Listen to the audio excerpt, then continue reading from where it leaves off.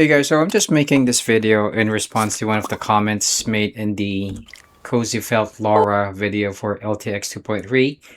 The comment was how to make it into Oh, what? a portrait video. It's actually quite easy, so I'm just gonna highlight it here.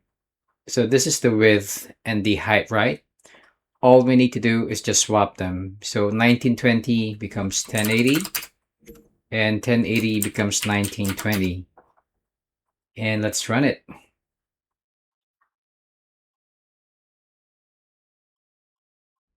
Okay, so it took a while, but the video is done. As you can see, it is now in a portrait orientation, perfect for mobile. Yep, so just change the width, and change the height, make it 1080 by 1920, or it can even be a smaller or lower resolution. That's it for this video, guys. Just a quick and dirty one. And hope you like it. Hope it helps someone out there. Thank you. Cheers. Bye-bye.